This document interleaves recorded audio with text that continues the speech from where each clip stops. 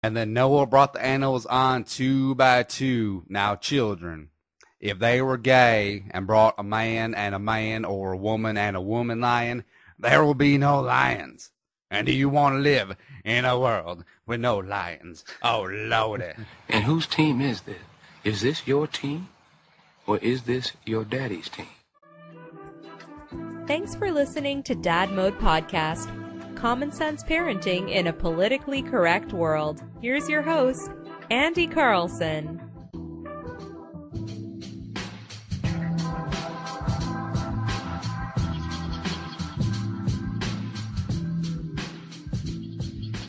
Welcome back to the Dad Mode Podcast, Common Sense Parenting in a Politically Correct World. I'm your host, Andy Carlson, at Andy Carlson Show on the Twitter machine. I'm a father, and I have no idea what I'm doing, but you're neither there, Kimosabi. So let's try and learn something together today. Website is dadmodepod.com, Twitter at dadmodepod, or just use the hashtag dadmode. I will find you.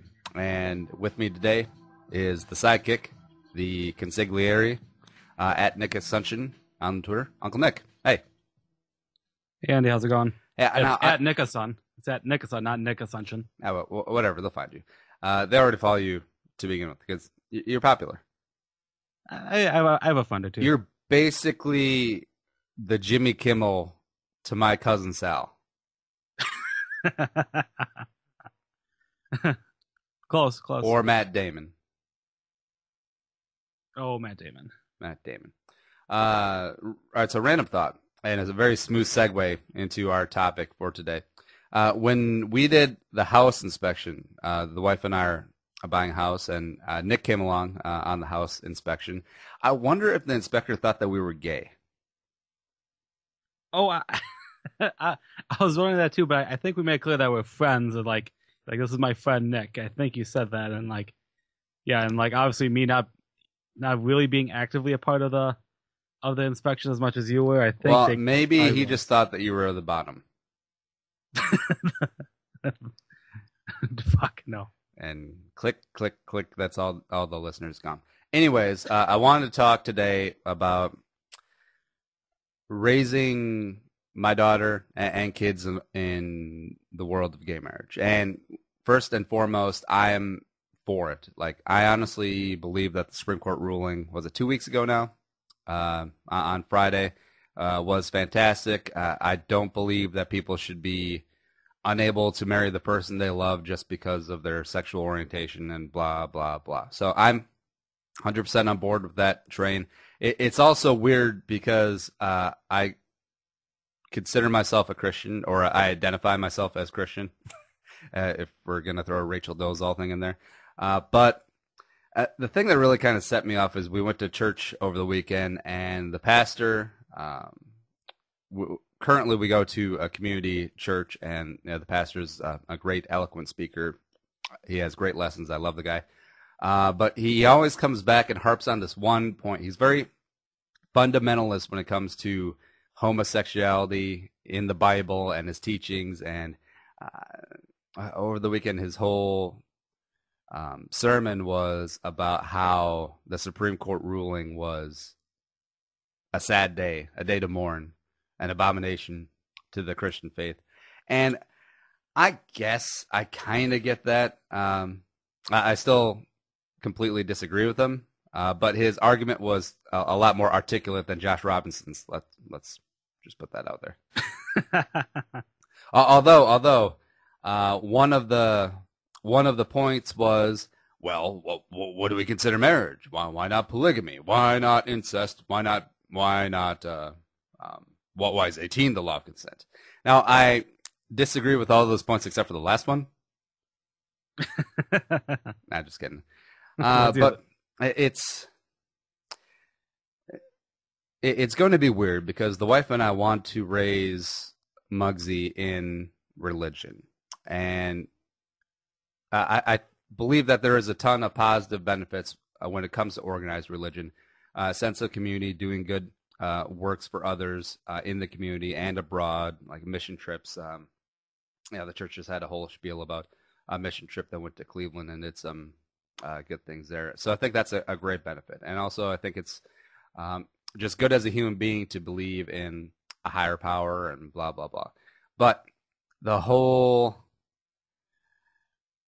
we have to discriminate against people who may not be the same religion of us just because they are homosexual always bugs me. And also, it always bugs me that we're supposed to consider people who are not the same religion as us or atheists as heathens who need to be converted. Why can't we just be cool and live by the mantra, don't start none, won't be none? That's the problem. That's the problem with religion. I mean, it's a lot of it's so like you're completely this or you're not in it at all. My opinion. I'm not.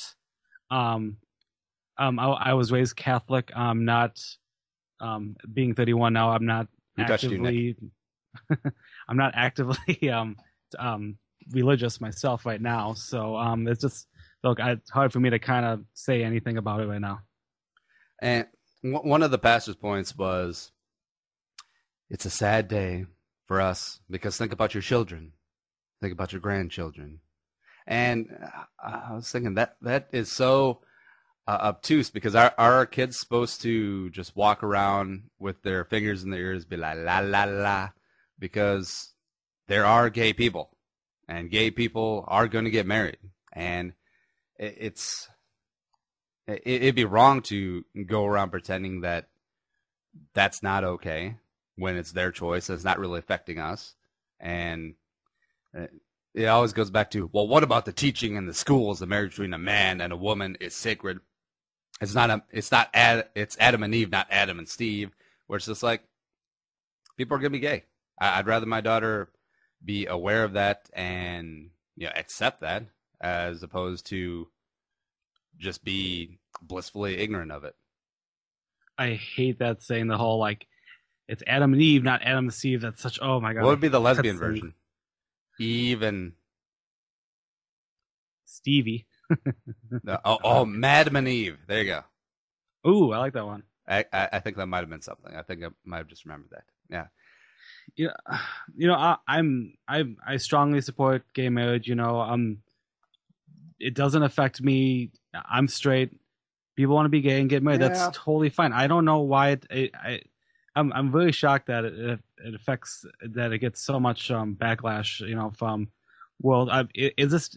But it makes me bring up the question: is this something that only religious people are against, or are there other groups? Is it strictly just religion? Well, I think there's a lot of ties to, not to stereotype, but let's stereotype, the South. And the South is generally more religious than other parts of the country. And they're most notably the most against homosexuality or blacks or other religions like Jews, for example. So let's just call a spade here. But the thing is, I believe there's so much good that can come from religion. Just the way to live your life, the way to treat others as long as they're not gay. Just kidding at that point. But I agree with 90 to 95% of organized religion in Christianity. But the 5 to 10% that always harkens back to is the gays are bad. Gays are not people. Being gay is a choice, and it is curable. And the pastor actually called it the struggle last night. Oh, really? And he's like, yeah, we all may have some friends or some family who are engaged in the struggle of homosexuality. We may have had some in the past, too. Where I'm just like, wait a minute. Come on. Now, that's one thing I don't want my kids ever to believe, because you're born how you are. I mean, people are either wired to be gay, straight, a man, female with opposite parts. They're born to be a race car driver, whatever. Sorry to back, exactly. To back it up a little bit. So this preacher, so you went last night, you said? Yeah. So it sounds like, so has every attendance that every time that you showed up to the church, does he always bring up gay marriage and homosexuality? Because I feel like when I remember going to church, they would do a wide variety of topics, throughout, every week. I mean, do you have to keep going up against this guy? Is he so upset with homosexuality that he has to bring up at every sermon? No, we've gone for about 2 years pretty regularly, and he brought it up in passing once, and this weekend was kind of understandable because of the whole passage thing. He had been gone for a couple weeks, and then just came back. So this is his first crack at it, and I understand that he had to address it because it is the topic du jour. But overall, no, he's not really one of those gay basher preachers. Okay. I don't know. It just seems very interesting when you brought it up. I'm like, and then Noah brought the animals on 2 by 2. Now, children, if they were gay and brought a man or a woman and a woman lion, there will be no lions. And do you want to live in a world with no lions? Oh, Lordy. Oh, Lord. You know what's scary? There probably are churches like that. Oh yeah, I'm sure there are. Sorry. And then God brought the 10 Commandments down to Moses, and he said for number 11, no gays. Number Just 11. a little addendum. Yeah. I obviously you and I are both raised, Christian. You're following now. I'm trying to follow now. Are other religions pro or against homosexuality? I don't know too much of other things like I Jewish, believe there are Islam. certain. I don't know about Judaism or Islam, but I do know that there are parts of Christianity that are doing gay marriages and are very accepting of that. But fundamentalists are never going to accept it. I think it is the more. Yeah, that was kind of surprising to us too, because I believe it is kind of the more community churches, the all-inclusive, come as you are, as you were, as I want you to be sort of deal, where the church we go to is one of the quote-unquote mega churches, big building, people show up with their kids in flip-flops, and there's a band that does music beforehand. So it's one of those, I guess, progressive churches would be the name. So it's kind of surprising that the pastor would be that impassioned against homosexuality, where you'd think that would be more like an older school Baptist or like Missouri Synod Lutheran type church. Mm-hmm. Interesting. Yeah, I'm kind of shocked of it too. If it sounds like a newer age church. That was the last church I've been to. I have a coworker who's very religious. She took me to hers. Am I allowed to say it on the podcast what the church is called? Sure. Would that be a problem? Sure. We'll make it a target. It's called church is called Substance. It is a oh God. I think it's called it's a non-denominational church, which it's televised on TV, like on TVs in. I think they have one central church that's located in the city of Roseville, but they for people in other cities, I think I went to the one in Spring Lake Park, and there's one in another city, another suburb. Like they televise it like at a school, and like they have bands there, and they play, and a guy preaches over that, and very new age stuff. It's interesting. Yeah, I'm sure there's like a very calculated and well thought out reason for the name, but I mean the first altar boy that gets, that's a ready-made headline for the Star Tribune: substance abuse. I would never have thought of that. That's funny. I mean, not funny, but I only think of that. Maybe I'm limitless. Bradley Cooper. They're making that into a TV show.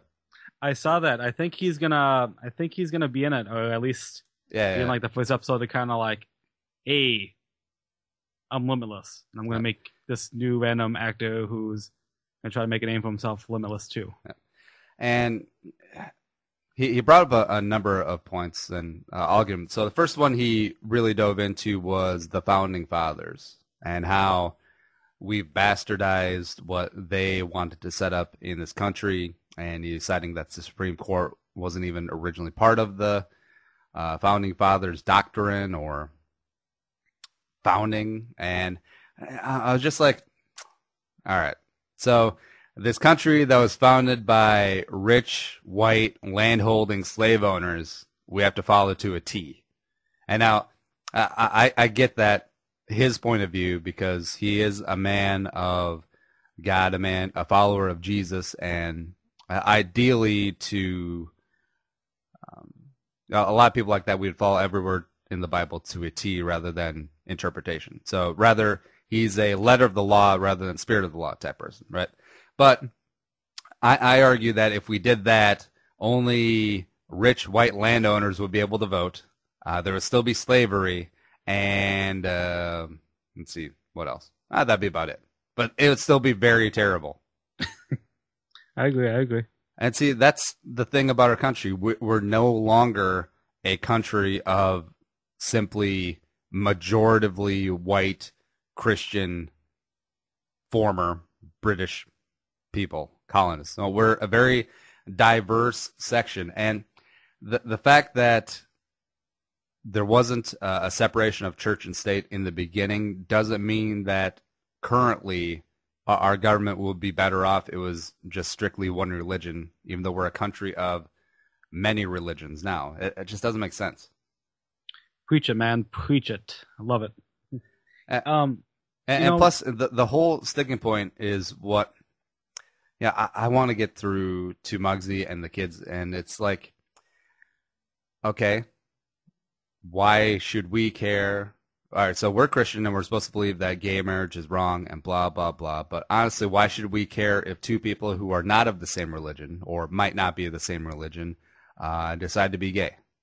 Why is that our business? Why should we be looking for federal law or state law or governance to say that they can't follow their version of the American dream because they don't believe the same things that we do? That doesn't make sense. I completely agree with you. Don't start none, won't be none. It's from the movie The Losers. I think Chris Evans gave that line. Oh, when was that movie? I want to say it was like 2007, 2008. It's really good, underrated. Didn't get a lot of attention, but it's very funny. Huh, I'll look that up. You should. With the government passing everything, it sounds like cliche. It's cliche. Is that the word cliche? It sounds cliche to say, times are changing and like that's, like this is where it's going to move to. But it is. I mean, it's 2015. It's, the population of the United States has homosexuals, and it's their time to give them the rights to marry. It's fair. A lot of religion, and I feel like there are a lot of churches out there that will marry people, that look past that strict Christianity rules, or as I said, we both know we don't know too much about the other religions, but I bet a lot of them do. I mean, it's just where our time is going. The second point I want to bring up is he really hammered on the examples of, one was a Portland bakery it was a 70-year-old lady who made cakes. No. A 70-year-old lady who did flowers, and she refused to do a gay wedding ceremony, and then eventually she got sued and blah, blah, blah. But I heard about that. Yeah, and also that pizza shop in Indiana that got like $250,000 from GoFundMe because she got shut down for refusing to serve cater a gay wedding. First of all, a gay wedding would not be getting your shitty pizza for reception. I mean, let's be honest.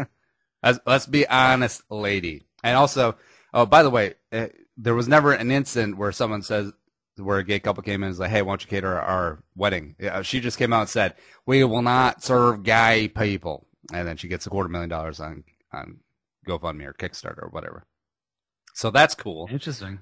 But, and the pastor was talking about how that's their right and that's their prerogative. Like they can refuse service to anyone. But it all falls under the purview of the discrimination laws that came into effect in the 60s and 70s, where black people couldn't eat at the same lunch counter as white people, and the white diner, restaurant owners could refuse them service just because they're black. And then they could couch that under, oh, that's my religious beliefs, that the races should be separate but equal, blah, blah, blah. And yeah, he mentioned it was a slippery slope, but I don't think it is. I mean, honestly, you can refuse service to someone if they're tripping on Molly and not wearing any pants. But honestly, if they're just people who want to come in for a slice of pizza, I don't care if they're black, white, gay, straight, identify as a woman. Who cares? Their money still spends the same. Don't you want to stay in business? Didn't Indiana have kind of a situation not too long ago? Like, weren't they kind of like changing the laws a little bit where business owners had the rights to do this? I mean, wasn't that kind of getting revoked right away? Yeah, they initially passed a law where you could refuse service based on your religious beliefs, but then it got quickly rescinded. I mean, don't get me wrong. I love that. I love that if business owners have rights to do whatever they want, that's fine. But that's the line. You cannot. I don't think you shouldn't stop people from eating at your place. Just because of what their sexuality is or their race or the color of their skin. That's just. Also, why would you want to? Exactly. Because if that had passed, hypothetically, and I don't believe Jim Irsay to be this way, but the owner of the Colts, Jim Irsay, if that law had passed, for a Colts home game, he could have been like, no gays. No gays in Lucas Oil Field. Yeah, here. Hypothetically, could you reverse this where there'd be restaurants where like, hey, no straight people allowed, right? I mean, is that how flexible this thing is? I mean, what if you reverse it? Except then they would argue is like, well, what religious belief says that, huh? Where's your 503c3 or your tax exempt, whatever it is? And like, would these business owners actually be going in and like IDing everyone? Like, okay, you straight, you gay, you straight, you gay. I mean, like how? I mean, honestly, how can it's how? That's obviously by how they're dressed, Nick. And the type of music they have. No. Instead of asking are you straight or gay, it would be a simple question of how many Kesha albums you own. What's your favorite Madonna album? Vogue. I mean, it's all. I mean, we can joke about this now, but it is silly, doesn't? Because again, like I said, I love 95% of what organized religion brings to a person's life, but the 5%, and it doesn't come up often. It comes off maybe once a year, but it's still just, why can't we as Christians just let other people do them? And why are we always so hell-bent on either converting them to what we believe or deriding them for what they believe? And the pastor brought up a very hypocritical point. Again, it was like, love the sinner, hate the sin. But why? Like, honestly, why do we care? That's deep. I don't know. It's we're supposed to love our fellow man, but hey, screw you, Chuck, for screwing Todd. Yes, that Chuck Todd from NBC. I think he's the White House correspondent. Just the first name came out of the top of my head. Sorry, Chuck Todd. Nice. We're in a good age right now. With all this happening right now, in 10, 20 years down the road, further generations, there's not even going to be a question of if gay marriage, if it's right, the right or wrong, like should they be allowed to, it's gonna disappear. Kind of like how, like segregation, in the 60s, how when they were getting rights, things got better, and now you don't think twice if a black person walks into a restaurant. You don't think of this stuff. I think things are going in the right direction, and we just embrace and enjoy it now. Enjoy right now, and when little Muggsy and your future kids get older, this probably won't even be an issue to be bring up ever again. Well, see, the thing is, like, we know gay people. We know people who are gay couples. We know gay couples that are married, and those couples that if they want kids and want to adopt, that kid's going to have a good household. I mean, statistics show married parents who are together, that kid's going to have a lot higher chance of success than a single parent or a broken home. I mean, honestly, we care so much about trying to keep gay people from getting married, except we don't care about families where the dad always runs out, or dad isn't present. The kid grows up without a father figure in their life, or if they're a girl, they have daddy issues, and then that whole breeds just a circle of non-success. Whereas, if two gay people love each other, want to get married, maybe adopt a kid or do some sort of surrogate or in vitro thing to have children. Why not? Why is that an issue? And I fully suspect that when Muggsy goes to school, there are going to be kids in her class that have two moms or two dads, and she'll have questions, and we're not going to be like, well, they are living in sin because they are wrong. What if they're not Christian? What if they don't have the same beliefs that we do? And also, why should we care? Exactly. Completely agree with you. Yeah. Sorry, go ahead. And also, what if Muggsy's gay? I'm not going to care. Wife's not going to care. I'm going to support whatever she wants to do. And I'm going to go to that wedding and have a damn good time. Probably cry a little. Yeah, mostly because I'm paying for it. But, yeah. Oh, wait. Hold on. All right, Okay. so if Muggsy is a lesbian and marries another woman, who's responsible for paying for the wedding? Aha. Because it's always the father of the bride. Aha. Okay, now you're getting a little dated though, because I know a lot of No, I don't care. families I know, This sticks. they pay- Oh, no, actually, it would be in my best interest to be away from tradition. So there you go, Todd. Why don't you pick up the tab? always making Todd pay. I'll get the groom's dinner. Oh, wait, there's no groom? All right, even better. I got this. I'm hearing nowadays, just it's the husband and wife. They typically front the bill for most everything. The parents help out a little, so times are changing, man. Nah, I already determined Muggsy's going to have a fully paid for wedding. I already started saving for it. Oh wow, nice. Actually, no. College is going to come first because the cost of going to a 4-year public institution like we did at Winona State when she's ready to go to school is going to be about $250,000. I doubt it's going to be that much. Well, with inflation, it will be that much. Trust me. That sucks. Yeah. All right. So on that note, we closed out the gay marriage episode with complaining about how much college costs. But it doesn't cost a lot. Amazon. Go on there and just order whatever the hell you want. I mean, honestly, Nick, see what I buy on Amazon last. I think I bought some Cat 5 cable and a hat for Muggsy, and it was awesome. And I just went through our Amazon link on dadmodepod.com. We got a brand new link. Instead of the little flash thing, we have a dedicated little click box.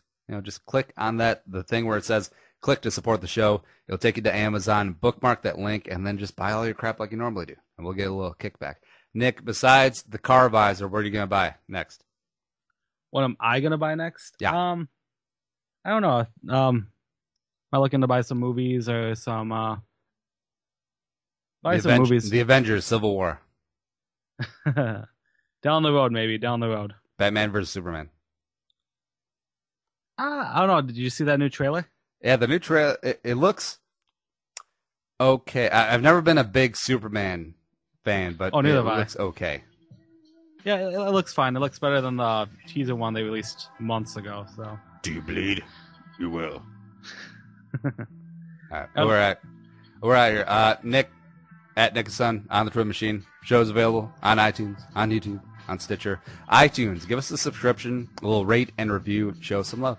Follow us on Twitter at DadModePod, or me personally at Andy Carlson Show. I'll be tweeting a lot about a lot of nonsense, and also my disdain for bikers who ride on the highway even though there's a giant bike path right off to the side. I hate you. Website is dadmodepod.com. Be a man, be a father, go dad mode. Don't start none, won't be none. See you next time. Think the episode you just heard is worth $1? Well, send it our way. Visit dadmodepod.com/support to find out how. Be a man, be a father. Go Dad Mode.